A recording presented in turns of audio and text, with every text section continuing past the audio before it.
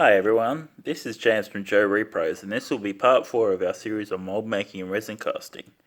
We will be focusing on G.I. Joe, but the techniques featured in this series of videos can be applied to anything you want to reproduce.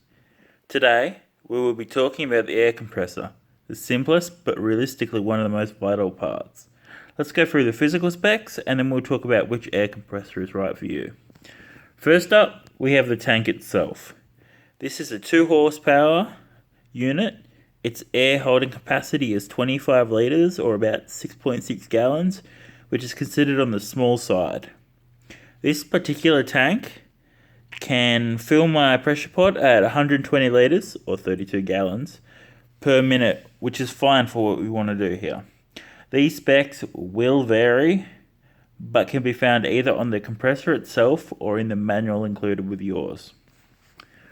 Back here, we have the oil tank. This is where you fill it, and you can see the oil level here. Make sure to keep it between the fill line to ensure you don't damage your compressor. Up here is the air filter. Normally this just comes loose in the air compressor box, so you just need to twist it into place. Normally it's installed here or under here, because this can just lift off. Over here is your on and off switch. You pull up to turn on and you push down to turn off. While you're pressure casting, you leave it on for the entire time you're casting. Down here are the gauges. You can adjust the maximum PSI with this. When the PSI reaches a number or pressure per square inch you've set with a control, it'll actually automatically turn off. But if the pressure in the pot drops below what you've set it to, it'll automatically turn on, reach back to the PSI you want, and then turn off again. This is the air hose that will connect to your pressure pot. Mine's all the way up there. Now that's out of the way, let's briefly talk about which air compressor is right for you. The answer really is how fast you want your pot to reach the desired PSI.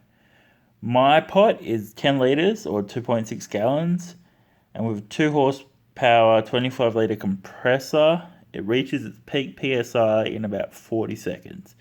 If you are using a very short pot life, which is the time it takes before you can't pour it or do anything with it anymore, you may want a bigger unit.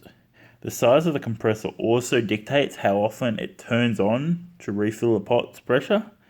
The compressor is incredibly noisy, so you may want to take that into account when purchasing one. The bigger the litre/gallons the tank holds, the less it will turn on. If you've got lots of money, you can also buy an air compressor that's very low in noise. Well, that's it for this episode. Stay tuned for our next episode when we go over how to make a mold using silicone for your parts. Take care and cast on.